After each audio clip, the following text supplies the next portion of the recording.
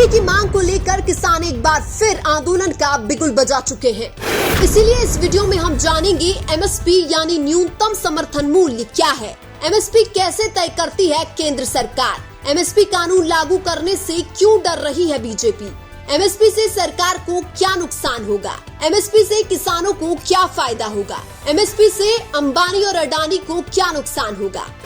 सबसे पहले अगर बात करें एमएसपी क्या है, तो एमएसपी को इंग्लिश में मिनिमम सपोर्ट प्राइस बोलते हैं, जबकि हिंदी में न्यूनतम समर्थन मूल्य बोलते हैं।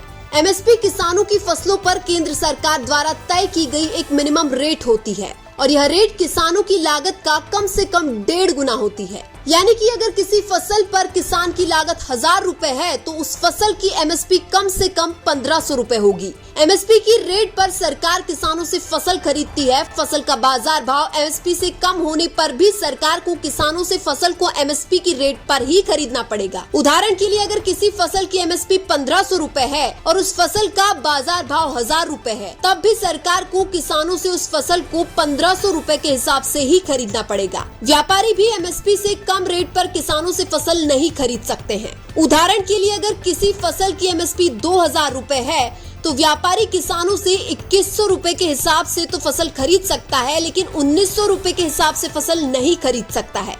इसके बाद अगर बात करें कि एमएसपी कैसे तय करती है केंद्र सरकार, तो हम आपको बता दें कि केंद्र सरकार में कृषि मंत्रालय के अंतर्गत आने वाले कृषि लागत और मूल्य आयोग हर साल फसलों के लिए एमएसपी तय करता है। यह आयोग कुछ बातों को ध्यान में रखते हुए एमएसपी तय करता है, जिनमें फसल की लागत कितनी है, फसल का मंडी में वर्तमान भाव क्या है, फसल का अंतर्राष्ट्रीय स्तर पर भाव क्या है, फसल की आपूर्ति और मांग कितनी है। इन सभी चीजों का विश्लेषण करने के बाद कृषि लागत और मूल्य आयोग किसानों की फसलों का एमएसपी तय करता है।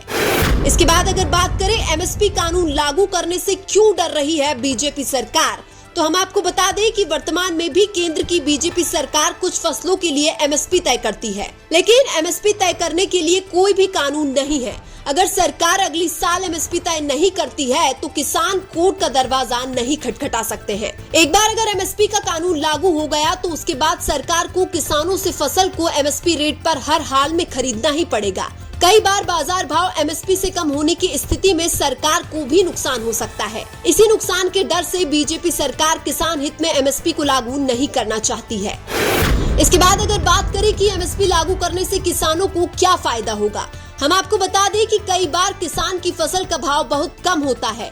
भाव कम होने की वजह से कई बार किसानों को अपनी लागत भी पूरी नहीं मिलती है। उदाहरण के लिए मान लो अगर किसान को किसी भी फसल में 10,000 रुपए की लागत आई है और बाजार भाव कम होने की वजह से किसान को अगर उस फसल का मूल्य 8,000 रुपए ही मिलता है, तो यहाँ पर किसान को 2,000 रुपए का नुकसान हुआ है और यह नुकसान केवल फसल की लागत पर है। किसान के 6 महीने की मेहनत को यहाँ पर नहीं जोड़ा गया है। इसलिए अगर एमएसपी लागू होती है तो 10,000 रुपए लागत वाली फसल सरकार को 15,000 रुपए में ही खरीदना पड़ेगा, क्योंकि एमएसपी रेट फसल की लागत का कम से कम 1.5 गुना होती है। इस स्थिति में बाजार भाव कम होने पर भी किसान का नुकसान होने से बच जाएगा।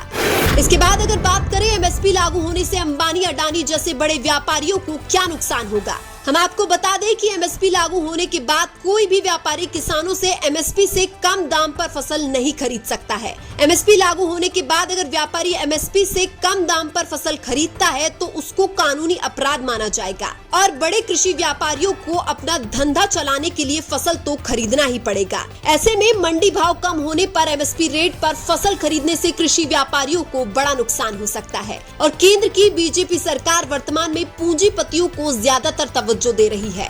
अगर बीजेपी सरकार किसानों के बारे में सोचती तो एमएसपी के ऊपर कानून जरूर बना देती।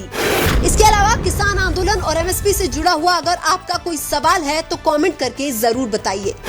वीडियो अच्छा लगा तो लाइक कीजिए और हमारे चैनल मीणा की आवाज को सब्सक्राइब कीजिए। धन्यवाद।